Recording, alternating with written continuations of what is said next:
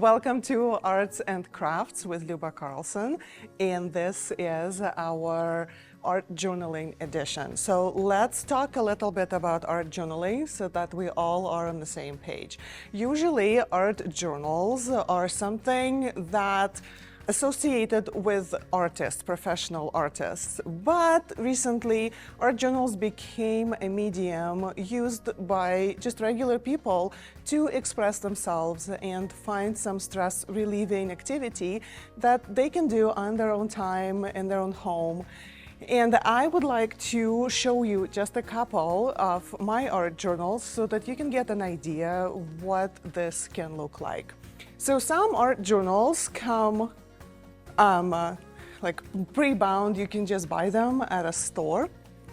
And this is just a book, right? And you just go through your pages and you fill them in the way you like to. This one I use mostly for painting and creating different maybe quotes, maybe ideas, something like this.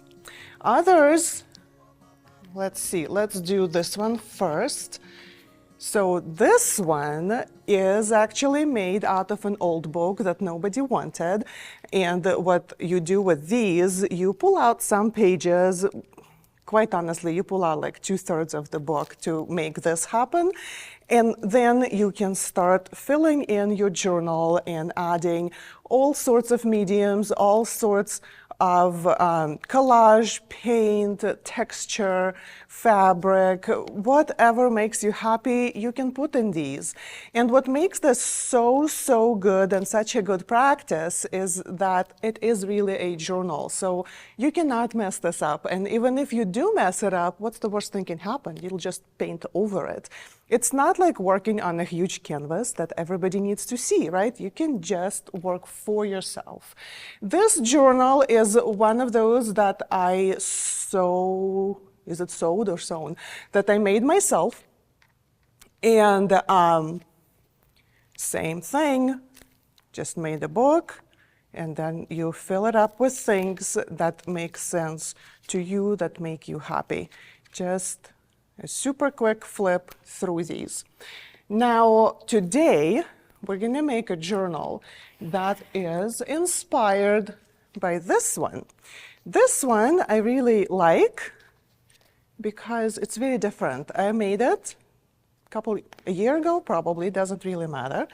And this is an accordion type of journal. So what happens is that you can pull out the pages one way, and then when you get to the middle, you can pull them out the other way. And the best part is you can turn it around, and then again, you can pull out pages this way or the other way around. Whatever works, whatever direction you want to work in it, you can. Journals really help with stress relief. And it doesn't really have to be anything complicated. You can just make it the way you want it. If you want to stick to some very low-key things, you absolutely can. If you want to experiment with things, you absolutely can. This is your journal. This is how you express yourself without being afraid that somebody's going to judge you. Okay. So let's put this aside and let's talk about supplies just for a minute. Here is my box that I usually carry with myself to different places in my bag. And this box, excuse me, pretty much has everything I need to have on the go if I want to take my journal on a trip or I have to wait for my kids somewhere in the car. So let's go through this very quickly. You do not have to have all of these, but I'm gonna maybe emphasize a few things that would be helpful to have, okay? So scissors are always helpful to have. Some sort of a permanent glue stick. That's wonderful. Washi tape is kind of, you can have it, you don't have to, so let's put it over there to the side so like we know which things we really want to have. It's nice to have a pencil and a pencil sharpener. Some coloring pencils are always good. Doesn't have to be any, expensive brand. You can just get something from the regular store and not worry about it. And of course, Sharpies. Sharpies are super useful if you do not want to invest in something more expensive. Now, when we go into this, I have some watercolors here, watercolor brushes.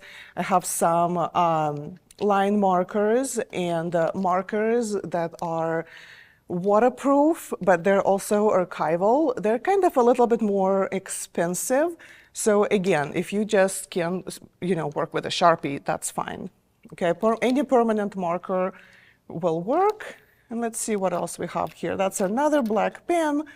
That's another sharpener.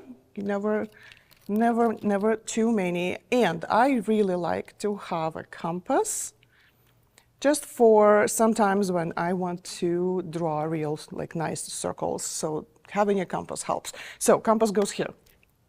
Okay, for today's project, you will need most of these things, not the coloring pencils though, and probably not Sharpies, not for this one. Let's see, we're gonna need scissors, glue. If you have a bone folder, it would be useful, or you can just use a ruler. Just make sure that the edge of the ruler is clean so that when you rub it on your paper, it doesn't leave any marks. So that would work. I am using this kind of tape because it comes on opaque. It doesn't create the shine on your paper. We'll be using some sort of, this is garden jute twine. It's super cheap, and in any, what do you call that? Construction stores? No, you know what I mean. Okay, what else? So let's put these up here. We're gonna need them. So for the journal itself, I have already pre-cut a regular cereal box into a 6x9. It's a 6x9 rectangle, okay? And we need two of those. So this one is going to be the front of the journal, and the other one is going to be the back, okay? So we have the front and the back. I'm using white cardstock for my pages. It's just regular cardstock. It's 8.5 by 11. And you can have, or you can get as many pages as you like. I suggest to have at least 10 so that you have some volume to your journal, so it's not super flat, but there is nothing wrong with that. Now, these are the things I'll show you later. This is something that I have pre-made, so we're not sitting here folding paper. It's going to take forever. And these are probably my favorite things here. These are messy mats, so known, or back paper that I use in my studio for when my students paint or when I paint. What we do is when we have paint on the brushes, we take it off on our back paper, and we keep reusing them, and it creates very interesting color combinations that you would never be able to create just on purpose. Like, there's so much going on here. And I'm gonna use these papers to wrap my covers in to create a cover. And what you can use for this is pretty much anything you have. You can break down a grocery bag, a paper grocery bag, and just flip it over and use it to wrap, and then decorate it the way you want to. If you have scrapbook paper, it'll work. Newsprint, newspaper, magazine pages, whatever you have that you will be able to wrap around your cover will work.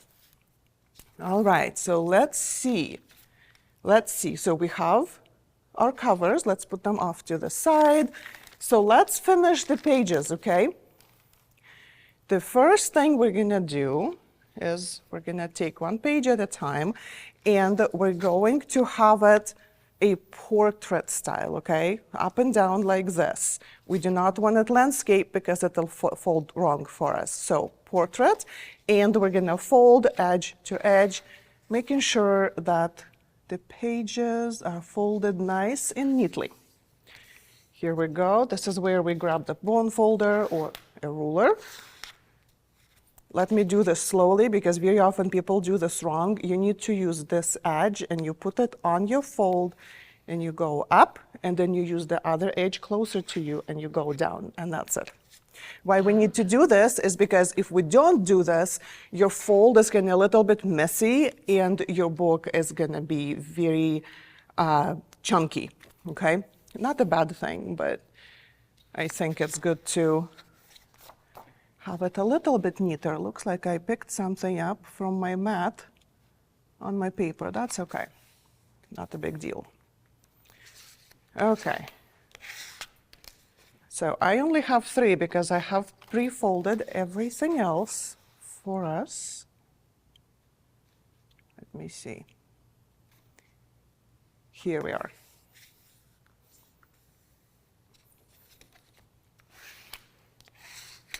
All right. So I have my folded paper. Oh, I have more. I have 6. Okay. And these are already connected. Let me show you what we are going to do. So see, this is an accordion. It goes up and over and over and over again. I have 20 pages here, so altogether, okay? So this is how we are going to do this. We're gonna take the first page, open it, lay it flat. Let's move these things out of the way. Oh, and this is in the way. Hold on. There we go. And then we're gonna take the other, and you kind of match them. You want to make sure that the crease that we created is gonna go down so that your book or your paper folds this way. You want to make sure that your book, your page folds up, okay? So take that, and then it's your choice. You can use the tape, or maybe you have some washi tape, or maybe you have some other ideas on how you're going to connect this line over here. So what I like to do, I like to put something heavy on the top, and then I grab some tape. There is no easy way to do this. It always goes funny. And then practice your best gift making, gift wrapping skills. Connect, yeah, tape it together. And now see, I have some pieces, I have a couple of pieces hanging over. I will just wrap it around my page. Just wrap it down and glue it on the other side. It's not gonna hurt anything. It just helps, and it also reinforces the crease here. Okay, push it up, take your next page, and continue. Oh, this is a little bit too far for me, can't reach. Here we go. Connect, put something heavy on it. If you need it, whoops. Careful, okay. I think I made a mess. Let's see if this still works. Let's see if I can save that piece of tape. Reconnect. Yep. Here we are. And again. Here we go. Oops. Okay, so there is a little bit of an opening right here. I wouldn't worry about it. This book is going to be messy and junky, and it also is going to grow because we're going to add some collage elements, some layers to it. So I wouldn't worry if it's not perfect. If it bothers you, you can always fix that. Okay, moving on, moving on, moving on. Here's another.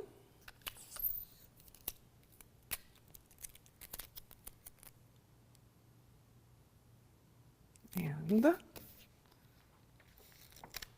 wrap around.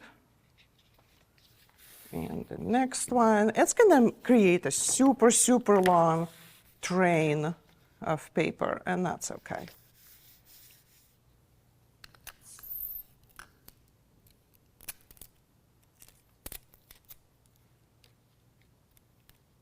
Oops, let's put this down here so it stays down.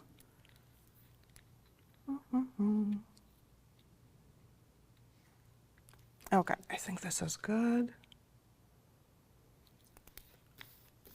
All right. Now, do you have to make your own book? No, not really. You can really just go to a store and buy like a $1 from a Dollar General or whatever, $1 notebook and use that. If, you know, if this seems like it's too overwhelming, too much work,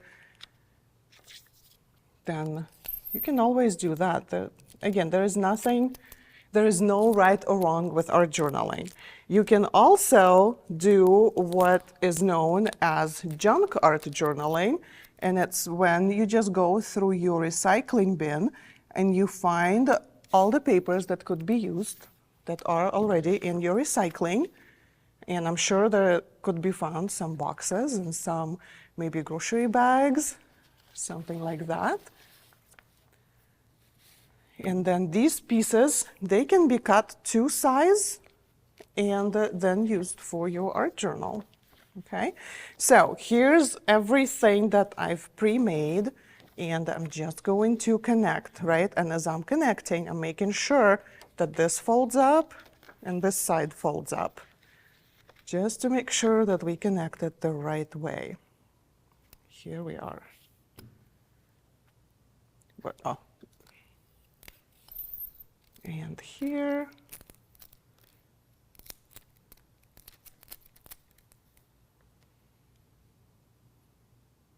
There's that.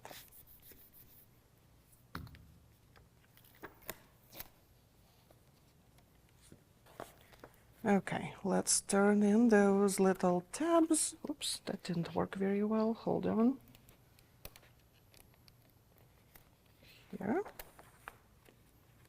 And here we go. All right, and so now I'm going to bring all the pages back and fold it the way I want it.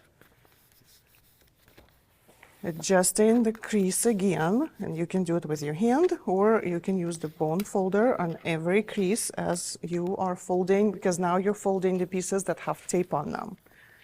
So that would be helpful to add a little bit to that.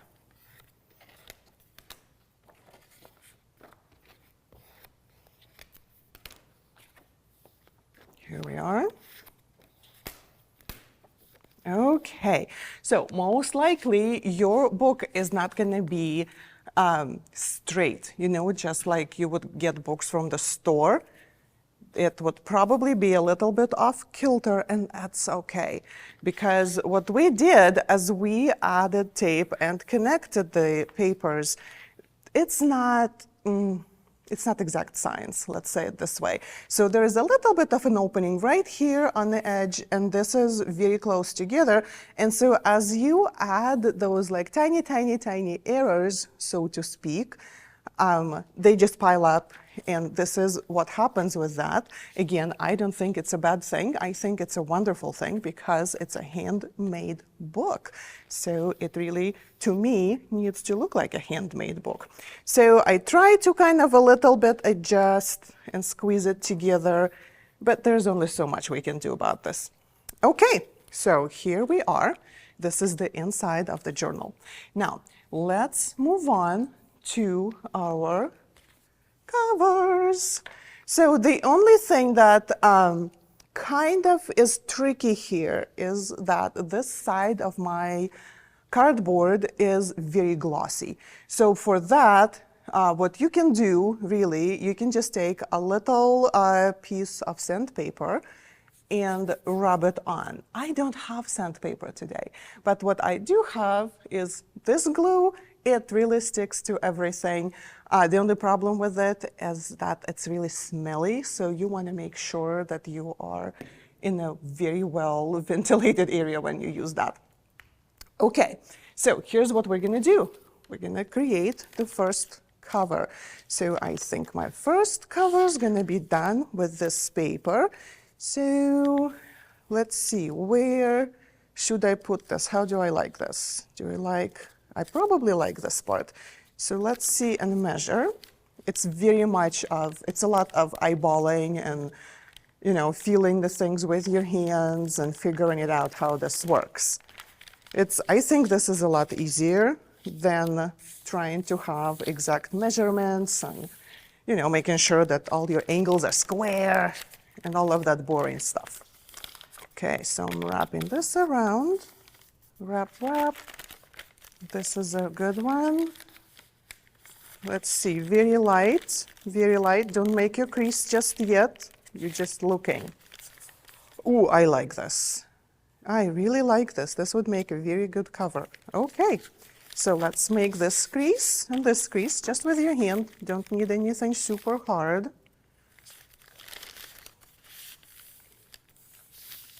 There we go. Now we're gonna open it and keep it right here. What I don't have is I don't have a ruler, which is fine. I'm gonna use a bone folder. You just put whatever you have that is straight like a ruler. Adjust it to put it super close to the top of your cover, like here, and you're just gonna draw a line, okay? And then we're gonna go on the other side. Doesn't matter, oops, doesn't matter which tools you're using. You can use a colored pencils, you can use a Sharpie or a yellow pencil. It really doesn't matter. Okay, so that didn't go straight, but that's good. And let me see. Just to make sure that I come back to exactly where I was, I'm gonna go around my cover, just trace it, okay? And this way I know where to put it when I'm done cutting and gluing and putting glue on it. Okay, so let's just cut on the outside line, just all the way around.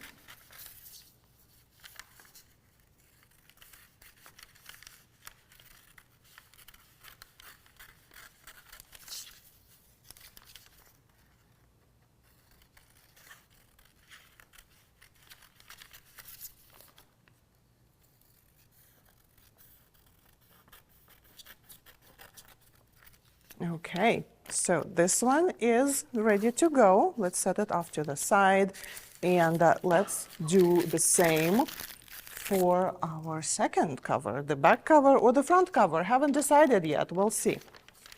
So I want it on the brighter side, so probably let's get the feel for this. Wrap it around.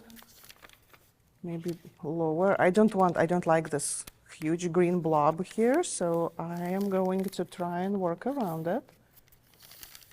Just bring it lower, and that's okay. Okay, do I have enough paper on this side? Yes, I do. All right. So here's that. Now let's make sure we have enough paper on the other side. Oops, let's try again. Here, bring it here. Come on. Now, because this paper has so much paint on it, it doesn't fold very easily. That's okay. Okay, so I know that I'm exactly where I want to be, so I'm just gonna go around my frame first. Not the frame, sorry, around my cover. We are kind of sort of framing it, that's why. And then I'm gonna add my lines that are the same distance. Let's move it over here.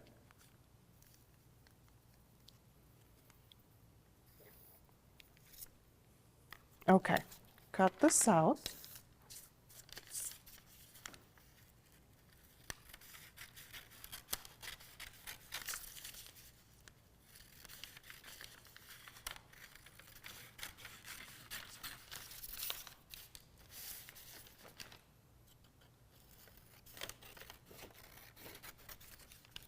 Okay, get rid of the scraps.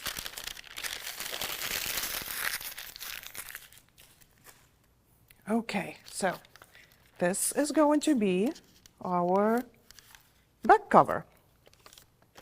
Oh, I like this. This is so pretty. All right, so this is it for now, okay? Next time when I see you, we will put the covers together, okay? I'll show you how to do that. We will need some sort of a twine or maybe a ribbon or something to create a tie for it. And then we're even gonna have time to start working on the first page. Isn't that exciting? All right, I'll see you next time.